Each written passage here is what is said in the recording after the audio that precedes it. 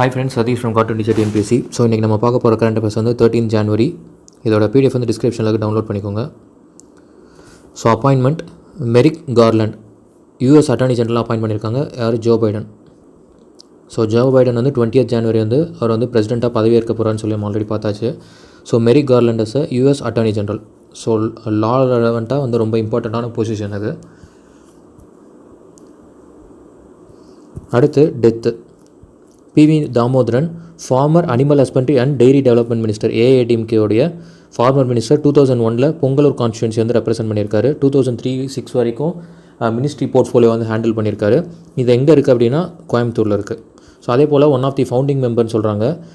எம்ஜிஆர் அவர்கள் வந்து இதில் டிஎம்கேலேருந்து ஸ்ப்ளிட் ஆகி வரும்பொழுதே அப்போ இருந்தே கூட இருக்கிறதா சொல்கிறாங்க. ஸோ பிவி தாமோதரன் அவர்கள் வந்து இப்போ இறந்துட்டார். அடுத்த ஆனிவர்சரி ஃபஸ்ட்டு வந்து சுவாமி விவேகானந்தர் 158th பர்த் அனிவர்சரி. எப்போது? பார்ன் வந்து 12th ஜனவரி 1863. இதை தான் வந்து நம்ம நேஷ்னல் யூத் டேன்னு செலிப்ரேட் பண்ணுறோம். பிளேஸ் வந்து எங்கே? கல்கட்டா, வெஸ்ட் பெங்காலில். அதே போல் எப்போ இறக்குறாரு அப்படின்னா 4th ஜூலை 1962. இது வந்து 1902, 62 கிடையாது, 02. ஒரு 1902 வந்து இறக்குறாரு. ஸோ 1902 இது கரெக்ஷன் பண்ணி அப்லோட் பண்ணிடுறேன். அடுத்து வந்து அவருடைய ஒரிஜினல் நேம் வந்து என்னென்னா நரேந்திரநாத் தத்தா. ஸோ இதுதான் அவருடைய ஒரிஜினல் நேம். அவருடைய குரு யார்? ராமகிருஷ்ணா பரமஹம்சா. ஸோ காளி டெம்பிளில் வந்து அங்கே ப்ரீஸ்டாக இருப்பார். ஸோ ராமகிருஷ்ணா பரமஹம்சா. அதே போல் ராமகிருஷ்ணா மிஷன் அப்படின்னு சொல்லி 1897 ஃபார்ம் பண்ணுறாரு. யார்? சுவாமி விவேகானந்தர். அப்புறம் செப்டம்பர் 1893 சிகாகோ கான்ஃபரன்ஸ், என்னது பார்லிமெண்ட் ஆஃப் வேர்ல்டு ரிலீஜன் அப்படின்னு சொல்லி ஒரு கான்ஃபரன்ஸ் அட்டன் பண்ணியிருப்பார். ஸோ இது ரொம்ப இம்பார்ட்டண்டான இது. அதுவும் இல்லாமல் இப்போ விவேகானந்தரை பற்றி பார்க்குறதுனால நம்ம ஆல்ரெடி சோஷியல் ரிலீஜியஸ் ரீஃபார்ம் மூமெண்ட்டில் ராமகிருஷ்ணா மிஷனை பற்றி ஆல்ரெடி இருக்கும். ஸோ அது கம்ப்ளீட்டாக படிச்சிருங்க ஒரு டைமு. ஸோ இது வந்து கொஸ்டின் நியூஸில் இருக்கனால மேபி கேட்குறதுக்கு வாய்ப்புகள் உண்டு. கரண்ட் அஃபேராக வராது, பட் ஹிஸ்ட்ரியில் கேட்க வாய்ப்புகள் உண்டு. ஸோ அடுத்து first international relation. Black list. என்ன பிளாக் லிஸ்ட் அப்படின்னா US black list of state sponsors terrorism. அந்த லிஸ்ட்டில் கியூபாவை வந்து இப்போ ஆட் பண்ணியிருக்காங்க. ஸோ இது மேலும் வந்து ஆல்ரெடி இருந்தது தான். கியூபா ஃபஸ்ட்டு இருந்துச்சு, பட் அது திரும்பி வந்து அந்த லிஸ்ட்லேருந்து எடுத்துட்டாங்க. பட் திரும்பி வந்து ஜாயின் பண்ணி விட்ருக்காங்க. யாருன்னா டொனால்ட் ட்ரம்ப் அவர்களுடைய அட்மினிஸ்ட்ரேஷனை.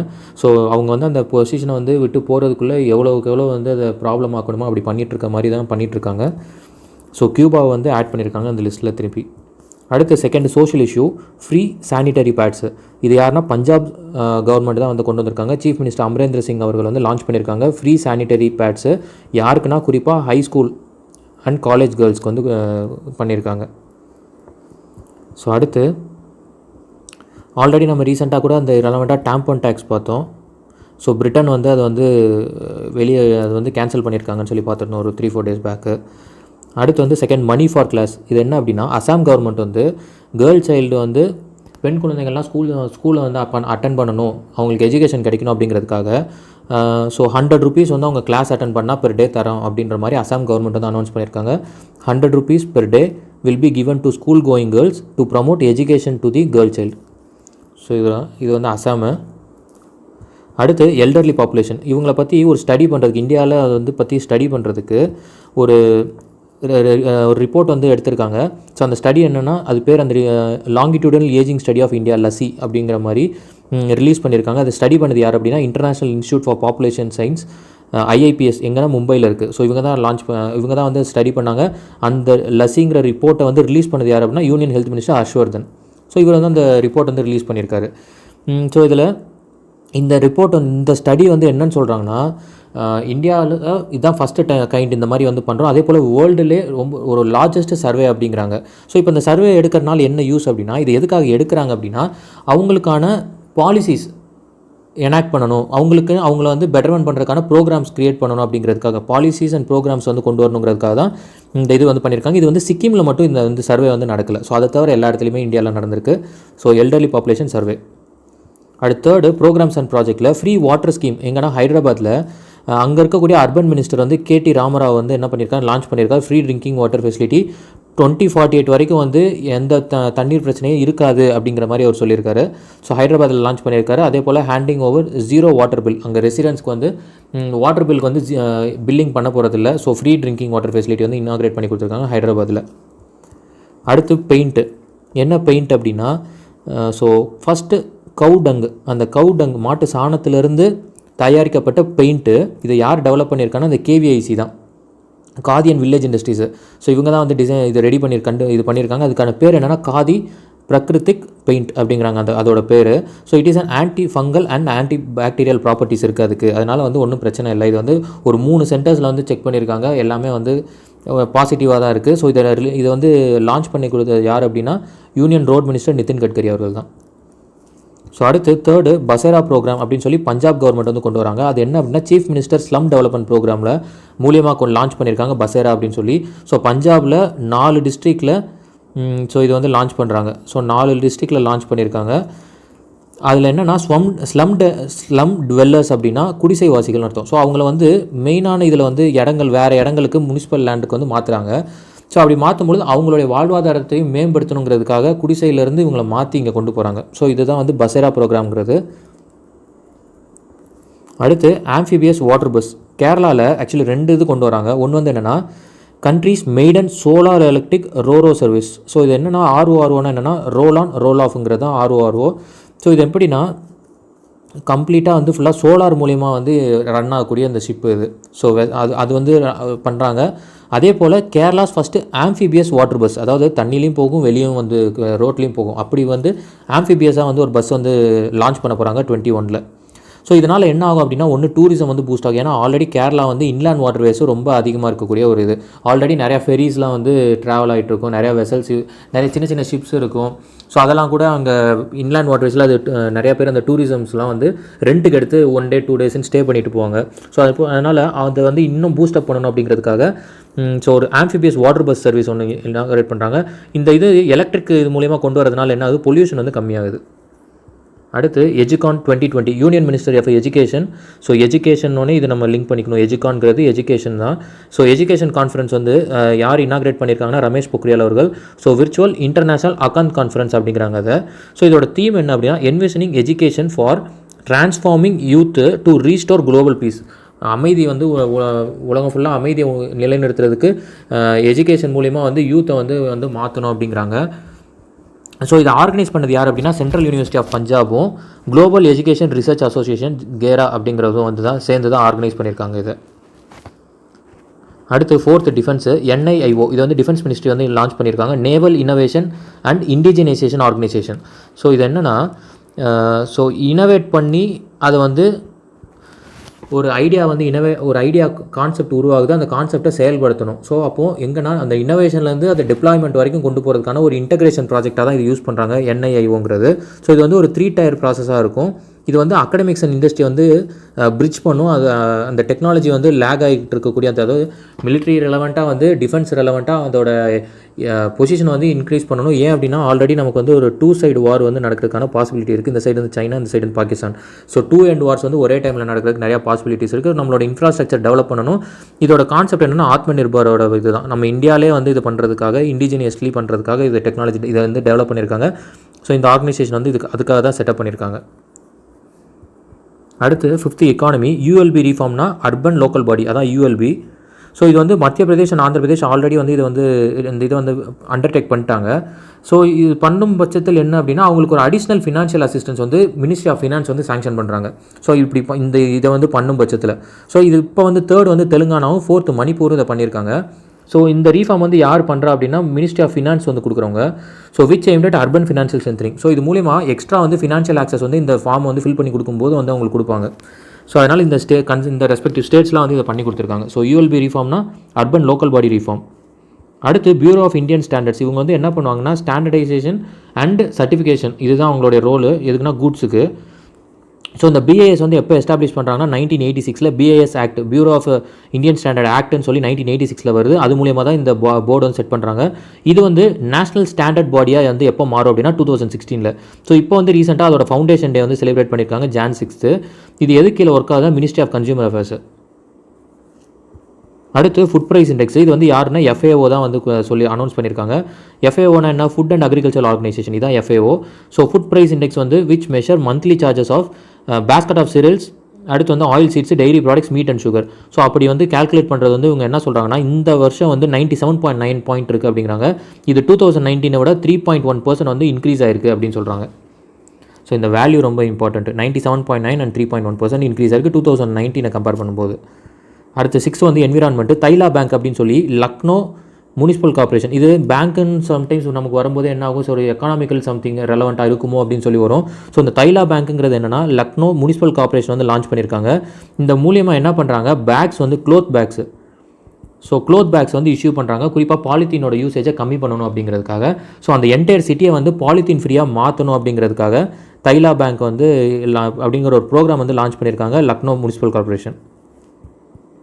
ஸோ அடுத்து 8th வந்து ranks. Bloomberg billionaire index. So இவங்க வந்து என்ன பண்ணியிருக்காங்க, வேர்ல்டு லெவலில் வந்து 500 வெல்த்தியஸ்ட் பீப்புளோட லிஸ்ட் வந்து ரிலீஸ் பண்ணியிருக்காங்க. அதில் வந்து ஃபஸ்ட்டு யார் இருக்காங்கன்னா எலான் மஸ்க். இவர் வந்து அமேசானை வந்து பீட் பண்ணிட்டாரு.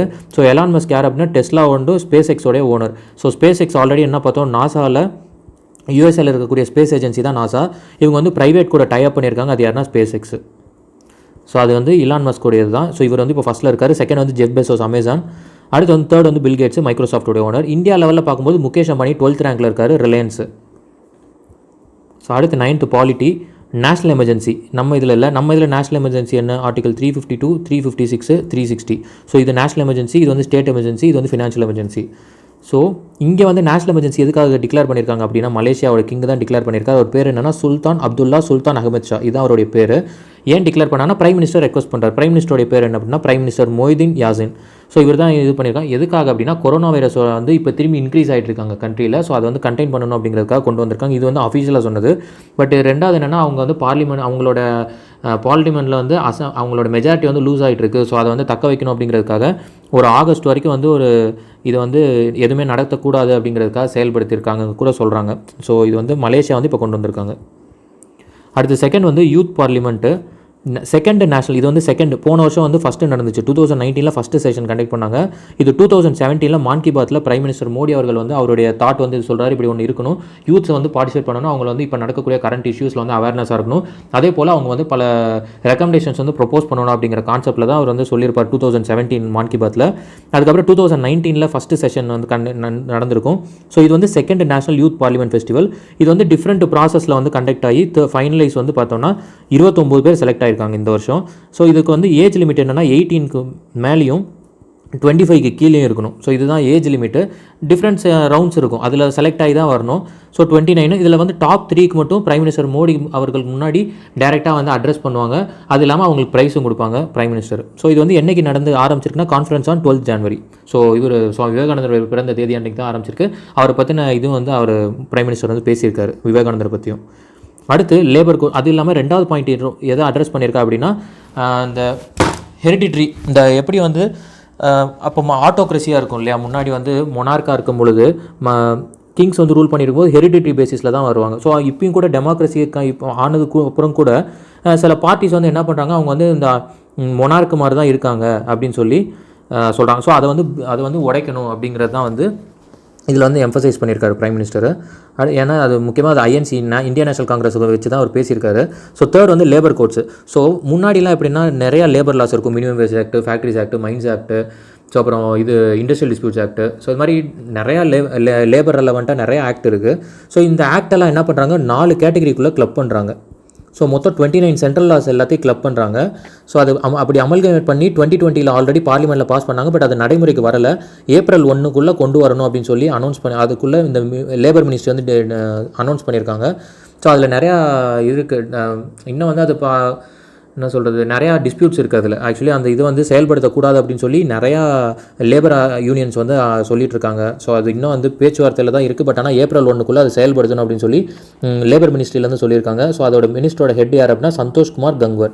அது இல்லாமல் தமிழ்நாட்டினுடைய லேபர் மினிஸ்டர் யார் அப்படின்னா நிலோஃபர் கஃபில். ஏன் சொல்லியிருக்கேன்னா இவங்க வந்து விமன். தமிழ்நாட்டில் அந்த லேபர் மினிஸ்ட்ரி ஹேண்ட் பண்ணுறவங்க இவங்க தான். ஸோ விமன் மினிஸ்டர் இவங்க. ஸோ கொஞ்சம் இம்பார்ட்டண்ட், சும்மா தெரிஞ்சுக்கோங்க. ஃபோர்த் வந்து பொலிட்டிக்கல் வயலன்ஸ். இது பொலிட்டிக்கல் வயலன்ஸ்னால் என்ன, Tripura state cabinet decided to provide government jobs. So இந்த பொலிட்டிக்கல் வயலன்ஸ்னால் உயிரிழக்கக்கூடிய அவங்களுடைய வாரிசுகளுக்கு வேலை வாய்ப்பை கொடுக்கறது தான் வந்து இந்த திரிபுரா ஸ்டேட் கவர்மெண்ட் தான் அனௌன்ஸ் பண்ணியிருக்காங்க. ஸோ அடுத்து 11th books. India 71 year test the journey to triumph அப்படின்னு சொல்லி புத்தகத்தை யார் எழுதியிருக்காரு அப்படின்னா இப்போ கரண்ட்டாக இருக்கக்கூடிய இந்தியன் கோச் ரவிசங்கர் சாஸ்திரி அவர் தான் எழுதியிருக்காரு.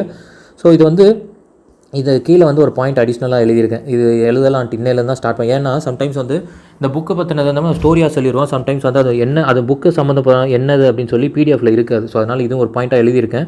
ஸோ இது வந்து it reflects about the India's first 12 tours to Australia. அதாவது 1947-48 இந்தியா வந்து அங்கே ஆஸ்திரேலியாவுக்கு வந்து டூர் போயிருப்பாங்க. ஸோ அதை பற்றின வந்து புக்கு தான் இது.